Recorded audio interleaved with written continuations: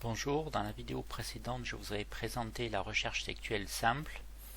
Je vais vous présenter maintenant l'algorithme de Boyer-Moore utilisant la règle du mauvais caractère qui va permettre d'être beaucoup plus rapide que la recherche simple. Alors voyons comment ça fonctionne. Donc nous avons le texte,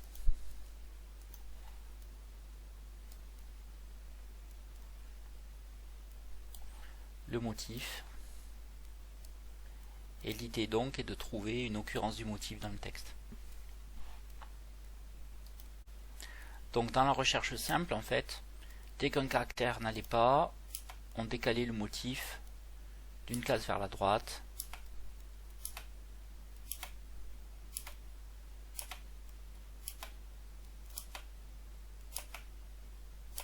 ici le T correspond, mais le L derrière ne correspond pas, donc on continue à décaler le motif d'une case vers la droite. Ici le T correspond, le A correspond, mais le tiré ne correspond pas, donc on décale le motif vers la droite. Et on arrive à cette situation où toutes les lettres vont correspondre, et la recherche simple va donc s'arrêter. Donc maintenant je vais vous montrer comment on peut faire plus efficace en utilisant la règle du mauvais caractère. Alors le mauvais caractère, c'est le premier caractère qui ne correspond pas. Donc en réutilisant les indices de la vidéo précédente, donc I, c'est l'indice pointant un caractère du texte, J est l'indice pointant un caractère du motif, J est placé en fin de motif et I est placé de telle manière à aligner le motif avec la partie du texte que l'on veut comparer. Donc dans cette situation, le T et le F ne correspondent pas, donc le mauvais caractère, eh bien c'est le F. Donc l'idée c'est d'aller chercher le F dans le motif pour pouvoir l'aligner avec le F du texte de manière à déplacer le motif de plus de, on va dire, de place que la recherche simple. Donc ici F n'apparaît pas dans le motif, donc il est inutile de décaler le motif de une case, deux cases, trois cases. En fait on peut décaler carrément le motif au-delà du F. On replace J en fin de motif, et en fait il suffit d'augmenter I de la longueur du motif.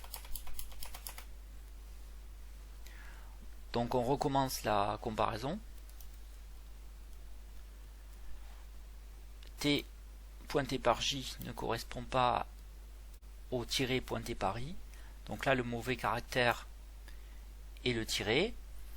On retrouve ce caractère dans le motif, donc on va décaler le motif de manière à aligner le tiré du motif avec le tiré du texte.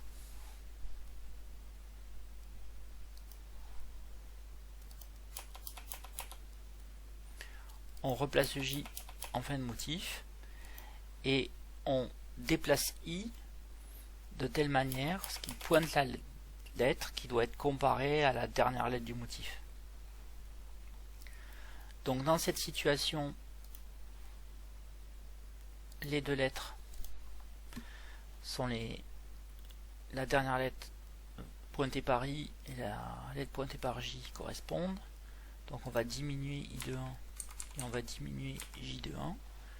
À ce moment-là, la lettre L pointée par I et la lettre A pointée par J ne correspondent pas, donc maintenant le mauvais caractère est L. Donc si on cherche dans le motif la lettre L, on ne va pas la trouver.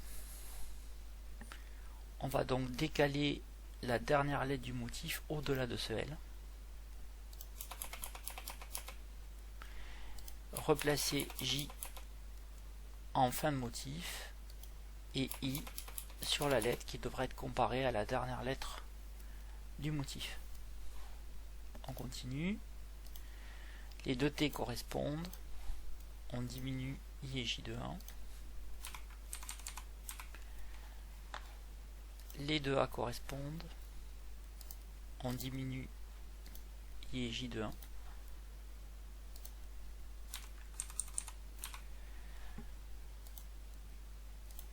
Le tiré pointé par I et le H pointé par J ne correspondent pas. Donc le mauvais caractère, c'est le moins. On va donc aligner le moins qui est dans le motif avec le moins pointé par I. On va donc décaler le motif de 2 cases vers la droite, replacer J en fin de motif et donc replacer I dans la position où il pointera une lettre qui devra être comparée à la fin du motif.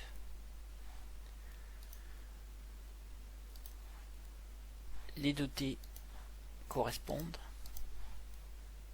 On diminue I de 1. Le moins pointé par I et le A pointé par J ne correspondent pas. Le mauvais caractère est donc moins. On va donc aligner le moins qui est dans le motif avec le moins du texte pointé par I.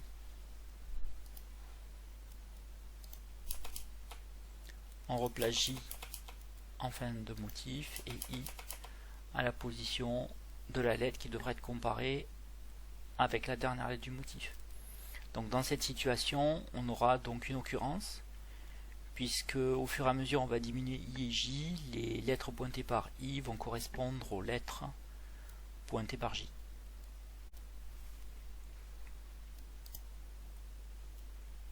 Alors l'idée, pour faire mieux que la recherche simple, c'est de faire moins de comparaisons. Donc en fait, dans la méthode de Boyer-Moore, règle du mauvais caractère, en fait, on ne va pas aller chercher à chaque fois par un algorithme la position dans le motif du mauvais caractère.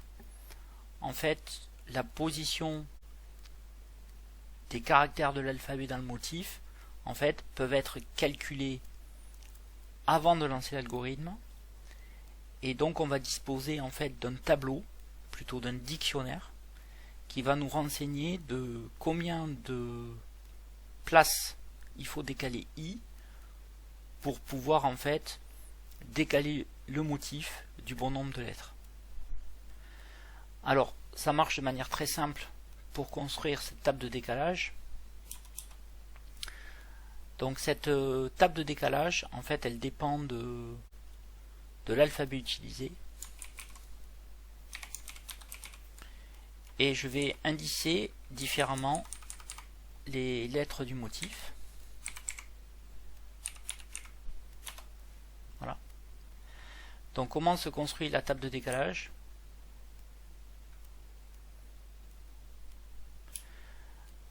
Donc si le mauvais caractère est A,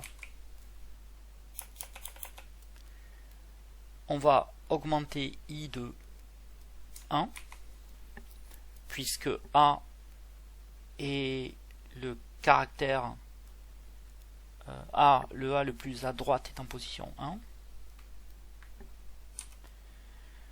Si le mauvais caractère est T, eh bien le T le plus à droite non final. Alors ça sert à rien de mettre 0 parce que sinon ça veut dire qu'on ne décalerait pas le motif. Le T non final le plus à droite il est en position 3. Si le mauvais caractère est H, la position de H la plus à droite c'est 2. Et pour le tiré, la position la plus à droite du tiré c'est 4. Pour tous les autres caractères, en fait, on va décaler de la longueur du motif, qui est de 7. Alors, maintenant, voyons comment on utilise cette table de décalage dans l'algorithme.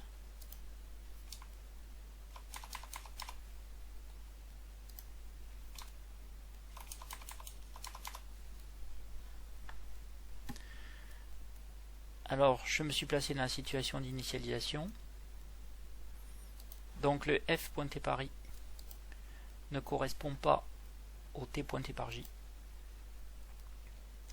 Donc le mauvais caractère c'est L. Il n'est pas dans le motif. Donc on va décaler I de cette case. 1, 2, 3, 4, 5, 6, 7.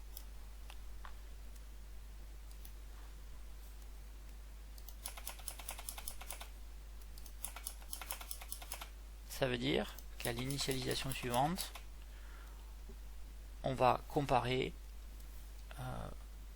le motif et le texte dans cette situation. Le T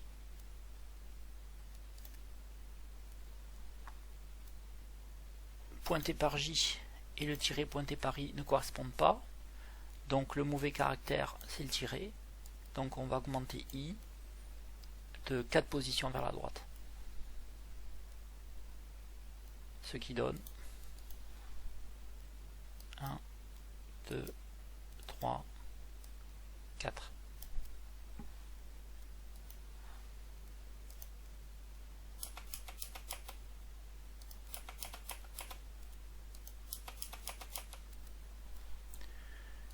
Dans cette situation, le T pointé par I, le T pointé par J correspondent. On va diminuer donc I de 1.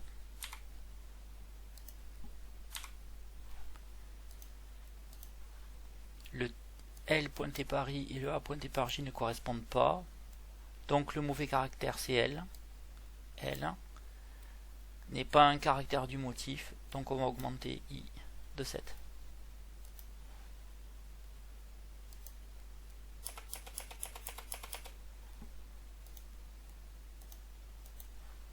Donc I est placé 3, 4, 5, 6,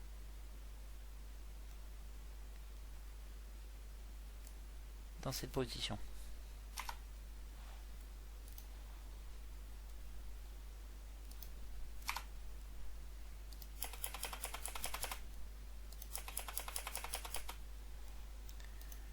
On compare.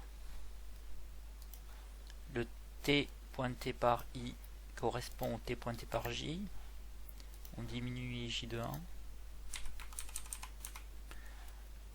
Le A pointé par I et le A pointé par J correspondent. On diminue I de 1. Le moins pointé par I ne correspond pas au H pointé par J. Donc le mauvais caractère c'est moins. Donc on doit augmenter I de 4.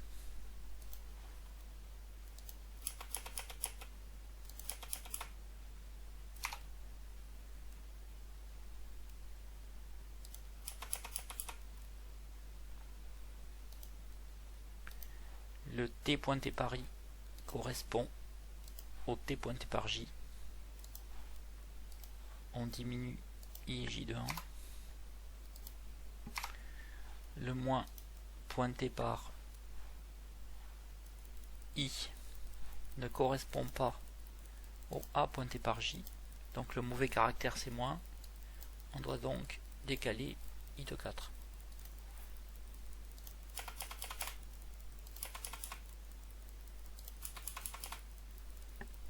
J est à chaque fois réinitialisé en fin de motif.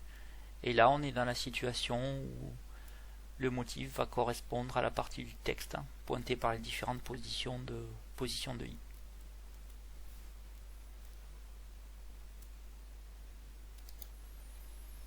Alors je vais vous présenter une situation particulière qui pourra arriver.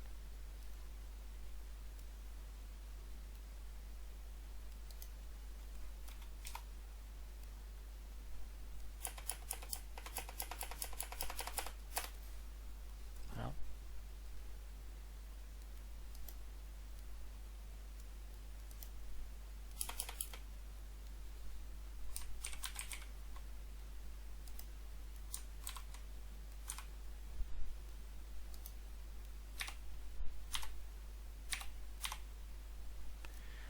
Alors supposons que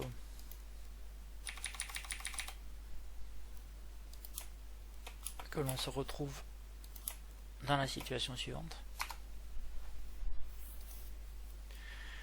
Donc le t pointé par i correspond au t pointé par j.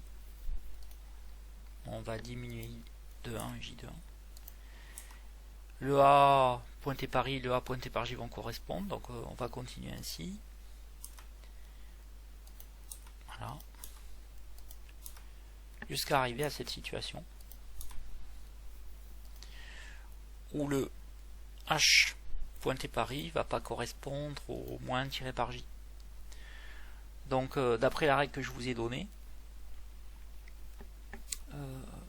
en fait il serait judicieux, comme dans la partie qui reste à comparer du motif, il n'y a que AT, il n'y a pas de H, l'idée ce serait de mettre le A après le H. Donc l'idée de l'algorithme de Boyer-Moore, c'est pas de faire à chaque fois une analyse des caractères avant le motif, c'est d'utiliser la table de décalage. Pourquoi? Parce que cette table de décalage va être calculée une fois pour toutes avant de lancer l'algorithme, et c'est pour ça que l'algorithme sera efficace. Donc à cause de ça, en fait, on ne met dans la table de décalage que le premier caractère de l'alphabet qui apparaît à droite dans le motif. Donc si on tient compte que de la table de décalage, en fait on s'aperçoit que le mauvais caractère c'est H et qu'il faudrait augmenter I de 2. Mais si on fait ça, ça impliquerait faire reculer le motif. Donc plutôt que de faire en fait reculer le motif, en fait on va utiliser dans le pire des cas la situation de la recherche simple où on ne se déplace que d'une case. Et cela vous allez le voir dans l'algorithme, dans le script Python. L'algorithme de Boyer-Moore avec le mauvais caractère a été implémenté via une fonction Python recherche. Cette fonction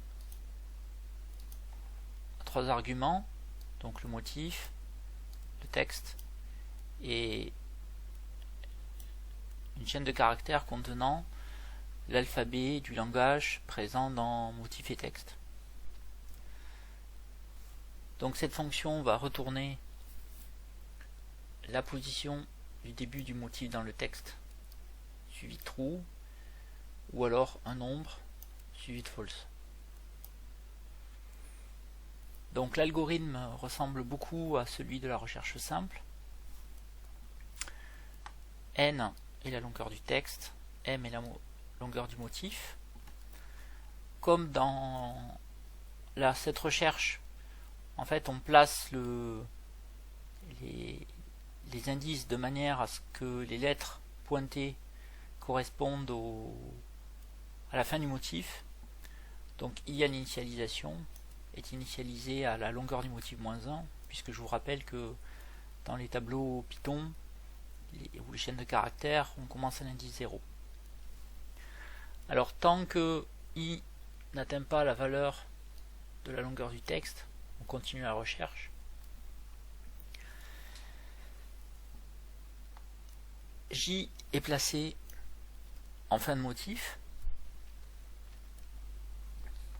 et tant que la lettre pointée du texte par I et la lettre du motif pointée par J sont égales, eh bien on va diminuer J de 1 et I de 1.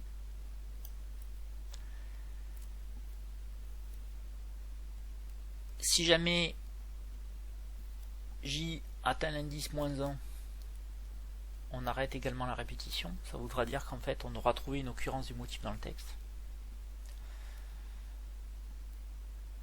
Donc le cas est géré par le choix de séquence. Donc si J vaut -1, c'est-à-dire qu'on a trouvé une occurrence. Donc on va retourner la position de l'occurrence suivie de true. Sinon, I est incrémenté.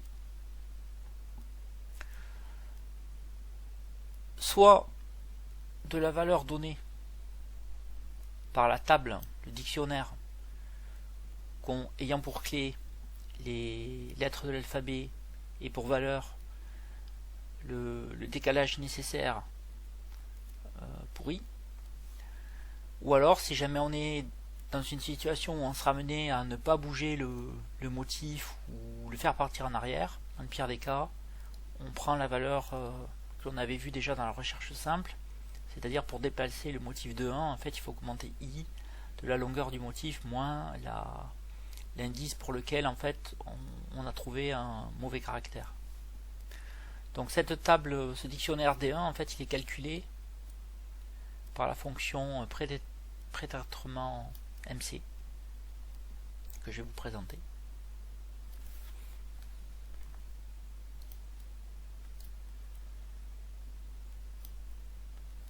Donc prétraitement est une fonction dont les arguments sont motifs et l'alphabet du langage. Donc la table que l'on va créer, c'est un dictionnaire. Donc pour toutes les lettres qui sont dans l'alphabet, on initialise toutes les clés du dictionnaire, donc toutes les lettres de l'alphabet à la valeur M qui est la longueur du motif. Ça permettra de traiter les situations autres où le caractère ne se trouve pas dans le motif.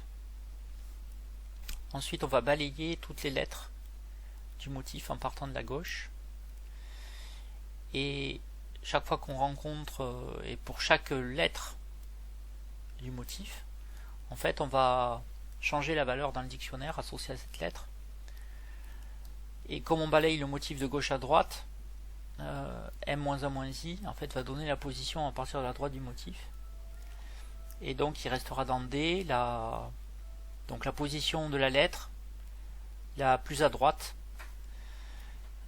Comme on a mis M-1, ça s'arrête à l'avant-dernière lettre du motif pour que on ne traite pas du caractère situé en fin de motif qui n'apporterait aucun avantage. Donc le caractère en fin de motif sera plutôt traité soit comme autre, soit s'il est trouvé à une position avant la fin. Donc je vais vous faire une démonstration. Donc avec le motif, le texte et l'alphabet suivant, la fonction prétraitement donne donc A égale 1, H égale 2, T égale 3, tiré égale 4 et 7 pour toutes les autres lettres de l'alphabet.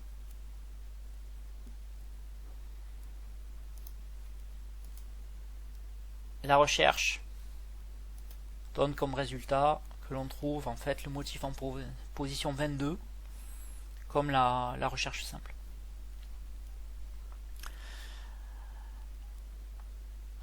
Alors voyons ce qui se passe.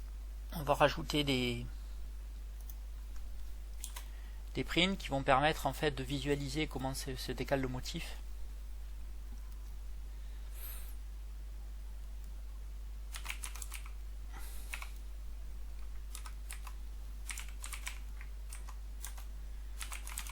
J'affiche le texte, donc j'affiche le motif, mais précédé du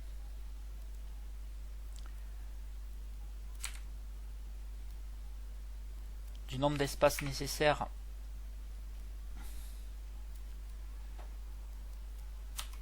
pour décaler ce motif.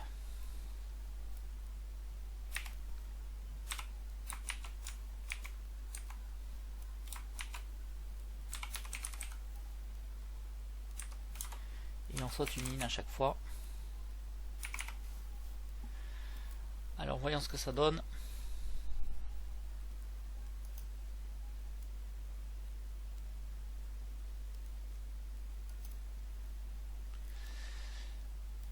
Voilà. Donc on retrouve les décalages que l'on avait vus dans la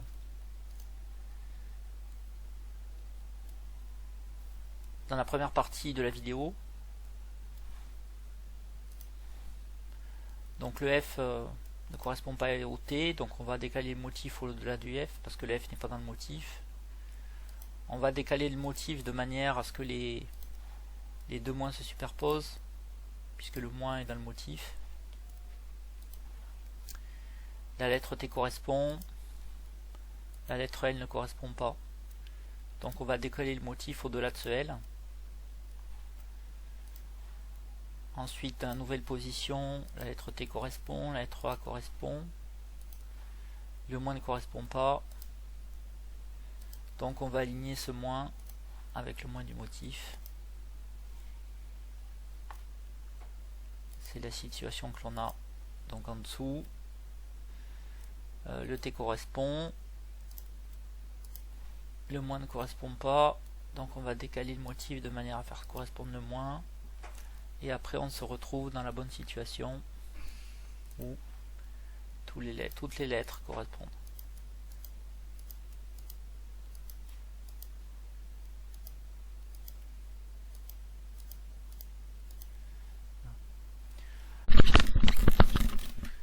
Alors qu'est-ce qui se passe si jamais, dans le pire des cas, on n'utilise pas le saut de la recherche simple?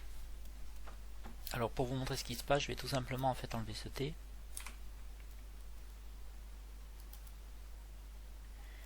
Et dans la fonction recherche, au lieu de choisir comme décalage pourri i plus le maximum entre le dictionnaire de décalage et le décalage pour la recherche simple, en fait je ne vais mettre que le décalage donné par le dictionnaire. Alors lançons la recherche.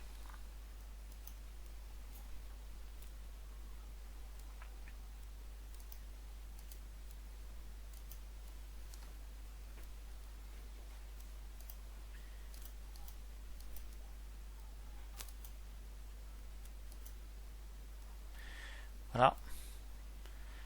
Donc la recherche ne va pas se terminer. Donc voilà qu'est-ce qui se passe. Donc le motif se décale normalement jusqu'à atteindre cette situation pour laquelle en fait le T correspond, le A correspond, le H correspond, le T correspond, le moins correspond, mais le A ne correspond pas. Voilà. Donc en fait ce qui se passe c'est que on va chercher le A le plus à droite. Et bien le A le plus à droite, et bien c'est celui-là. Donc si on aligne le A